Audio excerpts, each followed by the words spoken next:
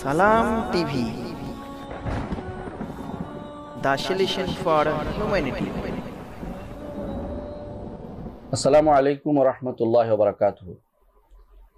Innal hamdalillah nahmaduhu wa nasta'inuhu wa nastaghfiruh wa na'udzu billahi min shururi anfusina wa min sayyiati a'malina. Man yahdihillahu fala mudilla lahu wa man yudlil fala hadiya lahu.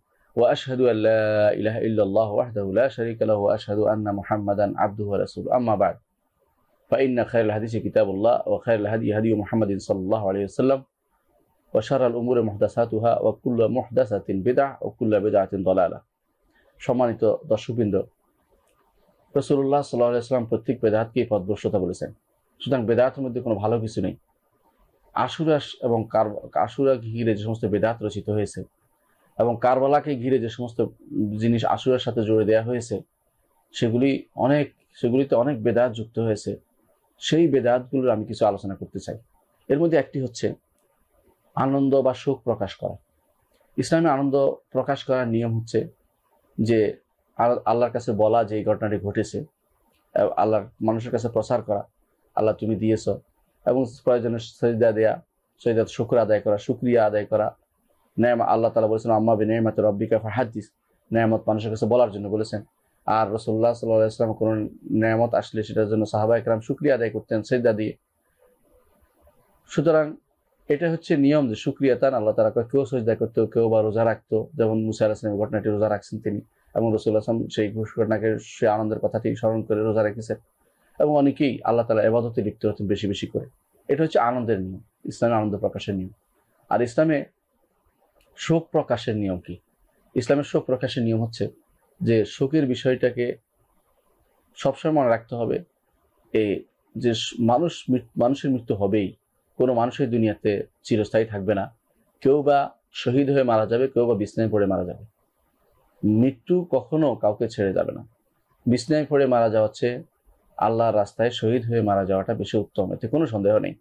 কারণ রাসূলুল্লাহ সাল্লাল্লাহু আলাইহি ওয়াসাল্লাম হাদিসে এসেছে যে শহীদরা দুনিয়াতে আবার ফিরে আসতে চাইবে, যে আবার মরতে চাই শহীদ হয়ে, আবার মরতে চাই শহীদ হয়ে, এইভাবে তারা চাইবে। কিন্তু আল্লাহ তাআলা দেখবেন যে এটার কোনো প্রয়োজন নেই, তখন আল্লাহ তাআলা সেটা তাদেরকে করতে দিবেন না। অর্থাৎ দুনিয়াতে আসার কোনো সুযোগ নেই। তারা একবার মারা যাবে, সেটাই শহীদ হিসেবে মারা যাবে। শহীদি মৃত্যু প্রত্যেকটি ইমানদারের কাম্য, এতে কোনো সন্দেহ নেই। এবং প্রত্যেকে চাইবে যে আল্লাহ যেন তাকে শহীদি মৃত্যু দান করেন। কারণ শহীদের মৃত্যুর সাথে সাথে, রক্ত পড়ার সাথে সাথে ফিতনা অর্থাৎ কবরের আযাব থেকে, কবরের যে সমস্ত সুয়াল জবাব থেকে সেগুলো সে মুক্তি পাবে। এর চেয়ে বড় নেয়ামত আর কি হতে পারে?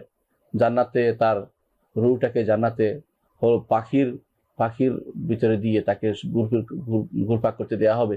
কারণ জান্নাতে এখন কাউকে দেওয়া হচ্ছে না, কিন্তু তার রূহটাকে বিচরণ করতে দেওয়া হবে। এর চেয়ে শান্তিদায়ক কিছু হতে পারে না। ইমাম হুসাইন রাদিয়াল্লাহু আনহু তিনি শহীদ হয়েছেন, এটা তার জন্য সৌভাগ্যের বিষয়।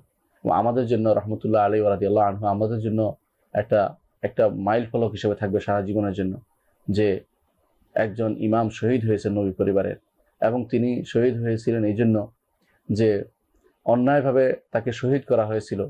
তাকে তার নির্দেশ মোতাবেক তিনি চেয়েছিলেন যে আমাকে হয় ইয়াজিদের সাথে আলোচনা করতে দেয়া হোক, না হয় আমাকে মদিনায় ফিরে যেতে দেয়া হোক, না হয় আমাকে এই মুসলিম সীমানার বাইরে কোনো দুর্গে যেতে দেয়া হোক। তাকে কোনোটাই করতে দেওয়া হয়নি। বলছে আপনার এখানে যুদ্ধ করতে হবে, একমাত্রই মাত্র তার অপশান ছিল।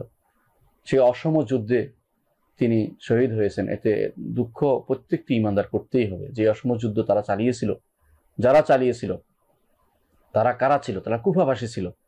মদিনার কোনো লোক সেখানে ছিল না, সেখানে কোনো সিরিয়ার লোকও আসেনি, সেখানে কোনো বাইরের কেউ আসেনি। এই কুফাবাসীরাই ছিল, এবং তারাই ছিল অস্থিরমতি লোক, যারা হুসাইনকে বারবার চিঠি লিখেছিল বারবার যে আপনি আসুন, আমরা আপনাকে সহযোগিতা করব। হুসাইন রাদিয়াল্লাহু যখন আসার পর তারা গাদ্দারি করলো। এরাই বর্তমান জমানার যারা শিয়া, এদের পুরুষরাই গাদ্দারি করেছে। তারা ওবায়দুল্লাহ বিন জিয়াদের ভয়ে তারা বের হয়নি ঘর থেকে। কারণ ওবায়দুল্লাহ বিন জিয়াদ তাদের নেতাদেরকে পয়সা দিয়ে কিনে ফেলেছিল কাউকে, আর কাউকে বলেছিল যারা বের হবে তাদেরকে হত্যা করা হবে। কেউই আসেনি তাকে সহযোগিতা করতে। তাকে সেই মাঠে, এই মরুভূমির মাঠে তাকে রেখে দিয়েছিল, যাতে তিনি একভাবে সহযোগিতাহীন অবস্থায় রেখে দিয়েছিল, যাতে করে ওবায়দুল্লাহ বিন জিয়াদের সেনারা তাকে হত্যা করতে পারে। নাউজুবিল্লাহ, কত কঠিন কাজ করেছে। এর আগেও এই শিয়ারাই হাসান ইবনে আলী রাদিয়াল্লাহু আনহুর সাথে এই ঘটনা ঘটিয়েছে। যখন তাকে জিজ্ঞাসা করা হয়েছিল আপনি কি মনে করেন আবু বকর ওমর সম্পর্কে আপনাদের কি ধারণা? তিনি বলেছিলেন হুমা ওয়াজিরাই জাদ্দি, তারা দুজন হচ্ছে আমার নানাজির দুইজন মন্ত্রী। একথা বলার পরে তারা তাকে আঘাত করতে আরম্ভ করে, এমনকি তার জায়নামাজ যেটাতে বসা ছিলেন সেটা পর্যন্ত তারা টেনে নিয়ে যায় এবং তাকে রেখে চলে যায়। তখন তিনি বললেন যে এরা গাদ্দার, এরা খারাপ, এদের সাথে আমার কোনো সহযোগিতা, এরা কোন সহযোগিতা করবে না। তারপর তিনি মুআবিয়া রাদিয়াল্লাহু আনহুর সাথে তিনি চুক্তিতে উপনীত হন যে, এবং সেই চুক্তির কথাটি রাসূলুল্লাহ সাল্লাল্লাহু আলাইহি সাল্লাম পূর্বেই ঘোষণা করেছেন। তিনি বলেছেন আমার এই ছেলেটি সৈয়দ অর্থাৎ নেতা, আমার এই হাসান নেতা হবে এবং তার মাধ্যমে আল্লাহ তাআলা দুটি বিরাট বিবদমান গ্রুপকে মধ্যে মীমাংসা করে দিবেন। ঠিক মীমাংসা করেছিল, তখন তিনি মীমাংসা করে দিয়েছেন, তিনি বলেছেন আমি খলিফা হতে চাই না। খলিফার দায়িত্ব তিনি দিয়ে দিয়েছিলেন মুআবিয়া রাদিয়াল্লাহু আনহুকে এবং তিনি সেখানে খলিফা হয়েছিলেন। পরবর্তীতে হুসাইন রাদিয়াল্লাহু আনহু যখন শুনলেন যে ইয়াজিদ খলিফা হয়েছে, ইয়াজিদের মধ্যে দুর্বলতা ছিল, তিনি তখনকার সময়ে সবার চেয়ে শ্রেষ্ঠ ছিলেন না, আর সাধারণত শ্রেষ্ঠ মানুষকে খলিফা নির্বাচন করা তাদের মধ্যে একটি প্রচলন ছিল, শ্রেষ্ঠ ছিলেন না তাদের মতে, এই জন্য তিনি তার বিরুদ্ধে দাঁড়ানোর চেষ্টা করেছেন। কিন্তু তিনি মদিনা থেকে সেটা করেননি। বড় বড় সাহাবীরা তাকে নিষেধ করেছেন যে আপনি কুফায় যাবেন না, আপনার পিতাকে তারা হত্যা করেছে, আপনার ভাইকে তারা আঘাত করেছে, এমনকি তারা আপনার ভাইকে সহযোগিতা মোটেই করেন, তাকে ছেড়ে চলে গেছে, আপনাকেও তারা ছেড়ে চলে যাবে। কিন্তু হুসাইন রাদিয়াল্লাহু আনহু কারো কথাই শুনলেন না। তিনি বললেন যে এরা আমাকে চিঠি লিখেছে, এরা আমাকে সহযোগিতা করবে, আমি খেলাফত পুনরুদ্ধার করতে চাই, আমি আমার দাদাজির সে ক্ষমতা আমার হাতে নিতে চাই। তিনি সেখানে গেলেন, আমার নানাজির সে ক্ষমতা আমি নিতে চাই, আমার বাবার সেই ওয়ারিশ হিসাবে আমি সেখানে যেতে চাই। তিনি সেখানে গেলেন এবং সেখানে নিঃসঙ্গ অবস্থায়, মানুষের সাহায্য সহযোগিতাহীন অবস্থায় তিনি সেখানে মারা গিয়েছিলেন। এটা অবশ্যই একটি শোকের জিনিস এবং দুঃখের জিনিস, এতে কোনো সন্দেহ নেই। কিন্তু ইসলামে সুনির্দিষ্ট নিয়ম আছে শোক প্রকাশের। শোক প্রকাশের জন্য রাসূলুল্লাহ সাল্লাল্লাহু আলাইহি ওয়াসাল্লাম বলেছেন যে কোনো মানুষ যার ঈমান আল্লাহ এবং আখিরাতের উপর ঈমান আছে, সে যেন কখনো কোনো মহিলা যেন তার স্বামী ব্যতীত অন্য কারোর জন্য 3 দিনের বেশি শোক প্রকাশ না করে। 3 দিনের বেশি কোনো শোক হতে পারে না। 3 দিন পর্যন্ত আপনি শোক প্রকাশ করতে পারেন, 3 দিনের পরে আপনি আর কোনো মানুষের জন্য এভাবে শোক প্রকাশ করবেন না। কারণ আপনি বলতে হবে ইন্না লিল্লাহি ওয়া ইন্না ইলাইহি রাজিউন, আমরা আল্লাহর জন্য আল্লাহর কাছে আমরা ফিরে যাব। আপনি বলতে হবে এটা ইন্না লিল্লাহি মা আখাযা ওয়া লানা মা তারাকা, আল্লাহ যা নিবার তা নিয়েছেন, যা আমাদের ছেড়ে দিয়েছেন তা আমরা রেখেছি। কারণ প্রত্যেকটি মানুষের যেতে হবে। আপনি শোক প্রকাশ করতে করতে কি করবেন? আল্লাহর সাথে, আল্লাহ তাআলার নেয়ামতের সাথে কুফরি হয়ে যাবে আপনার। আল্লাহ তাআলা আপনাকে যতদিন ততদিন রেখেছেন, এরপর নিয়ে যাবেন। আপনি আল্লাহ তাআলার ফয়সালার বিরুদ্ধে কথা বলার কোনো অধিকার নেই।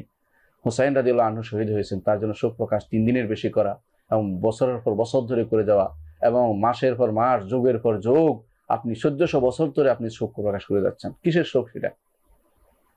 এই জাতীয় শোক প্রকাশকে ইসলাম অনুমোদন করে? কখনো নয়। একমাত্র এক স্বামীর জন্য স্ত্রীকে অনুমতি দিয়েছে 4 মাস 10 দিন পর্যন্ত শোক প্রকাশ করা। আর কোনো মানুষের 3 দিনের বেশি শোক করার অনুমতি নেই। 3 দিনের বেশি শোক করতে পারে না কোনো মানুষ। ইমানদার সবসময় আল্লাহ তাআলার ফয়সালাকে মেনে নেবে।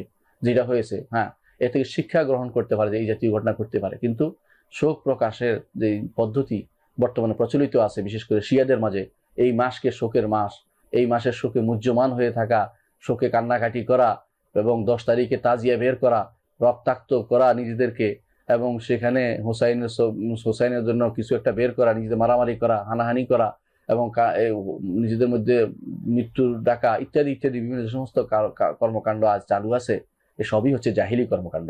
ইসলাম কখনো সেগুলো অনুমোদন করে না। চিন্তা করে দেখুন, ইতিহাসে বহু নবী শহীদ হয়েছেন। সমস্ত নবীর ব্যাপারে যদি আমরা শোক প্রকাশ আরম্ভ করি, তাহলে কোনো দিন বাকি থাকবে না, সমস্ত দিনেই আমাদের শোক প্রকাশকারী দিন হিসেবে পরিচালিত হবে। এটা ইসলাম কখনো অনুমোদন করেনি। মুহাম্মদ রাসূলুল্লাহ সাল্লাল্লাহু আলাইহি ওয়াসাল্লাম মারা গেছেন, আমরা তার জন্য শোক প্রকাশ করতে প্রতিদিন একবার শোক প্রকাশ করতে থাকি, অথবা তিনি যেদিন মারা গেছেন সেদিন শোক প্রকাশের অনুষ্ঠান করতে থাকি, তাহলে সেটাও শেষ হবে না। সাহাবায়ে কেরামের মধ্যে আবু বকর রাদিয়াল্লাহু আনহু শ্রেষ্ঠ ছিলেন, ওমর রাদিয়াল্লাহু আনহু শ্রেষ্ঠ ছিলেন, তিনি শহীদ হয়েছেন, তার জন্য তো আমরা শোক প্রকাশ করি না। এই যে শোক প্রকাশ আমাদের ইসলাম অনুমোদন নেই যে প্রতিটি বছর ধরে করতেই থাকতে হবে, এটা কোনো অনুমোদন নেই ইসলামে। তেমনি ভাবে আলী রাদিয়াল্লাহু আনহু, তিনি তো শহীদ হয়েছেন, তার জন্য তো আমরা শোক প্রকাশ করি না এইভাবে যেভাবে হুসাইনের জন্য করছি। হুসাইন রাদিয়াল্লাহু আনহুর জন্য এই জাতীয় শোক প্রকাশ করা ইসলাম অনুমোদন করে না, কারণ এই জাতীয় শোক ইসলামে নেই, এই জাতীয় শোক প্রকাশের ধারা ইসলামে নেই। তেমনি ভাবে আপনারা চিন্তা করে দেখুন, যদি শোক প্রকাশের এই যে ধারাগুলি প্রচলিত থাকতো, তাহলে দেখতেন যে এই সমস্ত প্রতিদিনই একটা শোকের জিনিস চলে আসছে। কারণ ওই পরিবারে কেউ না কেউ মারা গেছে কোনো একটা দিনে, সেদিন যদি কোনো শোকের দিন যদি আমরা চালু করি, তাহলে সেটা হারাম হবে, হারাম কাজ হবে এবং সেই জন্য তার জন্য আমাদের সমস্ত দিনগুলি শোক প্রকাশের দিন হিসেবে পরিণত হবে। এটা ইসলাম কখনো অনুমোদন করে না। ইসলাম বলে যে আল্লাহ যা নিবার তাকে নিয়ে গেছেন, আল্লাহ যা রেখে গেছেন সেটাকে আমরা গ্রহণ করে নেব। রাসূলুল্লাহ সাল্লাল্লাহু আলাইহি ওয়াসাল্লামের ছেলে ইব্রাহিম মারা গেছেন, রাসূলুল্লাহ সাল্লাল্লাহু আলাইহি ওয়াসাল্লাম চোখের পানি এসেছে, কিন্তু পরবর্তী তিনি কোনোদিন শোক প্রকাশের জন্য শোক প্রকাশ দিবস বা তিনি অনেক জীবিত ছিলেন, এরপরেও তিনি কোনোদিন সেটা পালন করেননি। বা অমুক দিনকে শোক দিবস, অমুক মৃত্যু দিবস, জন্ম দিবস, কোনোটাই তিনি পালন করেননি। আমাদের সমাজে আজ যেটা প্রচলিত হয়েছে এগুলি সম্পূর্ণ বিজাতীয় কালচার এবং শিয়াদের কালচার, সেগুলি আমাদের মধ্যে প্রচলিত হয়ে আছে। এই শোক প্রকাশের জন্য চেহলাম বা মৃত্যুবার্ষিকী, এই জাতীয় জিনিসগুলো আমাদের ইসলামী কালচার নয়। ইসলাম কখনো মৃত্যুবার্ষিকী পালন করার অনুমোদন করে না, আর শোক প্রকাশের নীতিও ইসলাম অনুমোদন করে না। সুতরাং আমরা অবশ্যই এই জাতীয় প্রত্যেকটি কর্মকাণ্ড থেকে দূরে থাকবো যেগুলি ইসলাম অনুমোদন করে না। এর মধ্যে একটি হচ্ছে শোক প্রকাশের এই প্রতি বছর আসলে কারবালার কথা স্মরণ করে কারবালার গান গেয়ে নীল শিয়া আসমান, লাল লাল দুনিয়া, এই জাতীয় যে সমস্ত কবিতা রচিত হয়েছে বা যে সমস্ত বিষাদ সিন্ধুর বিষয় বিভিন্ন অধ্যায় পড়ে পড়ে আমরা যে সমস্ত টিভি বা চ্যানেলে যে সমস্ত আলোচনা করি, এগুলি সম্পূর্ণ জাহিলি কর্মকাণ্ড। এগুলি শিয়াদের কর্মকাণ্ড, আহলে সুন্নাত ওয়াল জামাতের কর্মকাণ্ড নয়। যারা কোরআন এবং সুন্নাহ বিশ্বাসী তারা সেটা করতে পারে না এবং সেটা করবে না। এটাই হচ্ছে বিধান যে কখনো আমরা এই জাতীয় শোক প্রকাশ করবো না। নাহলে তো আমাদের দিনটা প্রতিদিনই একটা না একটা শোক পাওয়া যায়। প্রতিদিন না কেউ মারা গেছে, আমাদের কোনো ব্যক্তিত্ব, প্রিয় ব্যক্তিত্বরা মারা গেছেন, তাদের জন্য আমরা এই সমস্ত শোকগুলি করতে পারি না, কারণ আসলে ইসলাম অনুমোদন করে না বলেই। তা আমাদেরকে এই জাতীয় কারবালার ঘটনাকে স্মরণ করে বছর পর বছর ধরে শোক পালন করতে হবে, যোগের পর যোগ শোক পালন করে যাচ্ছি, শতাব্দী ধরে শোক পালন করছি, এমনকি 1400 শতক পর্যন্ত শোক প্রকাশ করছি। কিসের ইসলাম আমরা পালন করছি? কই বলেছে এই শোক প্রকাশ করতে আমাদেরকে? এই শোকের প্রকাশ না করে আমরা বরং তারা যে কাজটি করেছেন, ইমানের দাবিতে তারা যে কাজগুলি করেছে সেই কাজগুলি আমরা করি, ইসলামের কথা বলি মানুষকে, এবং যেন বাতিলের বিরুদ্ধে আমরা সবসময় দাঁড়াতে পারি, হক কথা বলতে পারি। এই বিষয়গুলি আমাদের স্মরণ রাখা দরকার। আল্লাহ আমাদেরকে বোঝার তৌফিক দান করুন। আসসালামু আলাইকুম ওয়া রাহমাতুল্লাহি ওয়া বারাকাতুহু।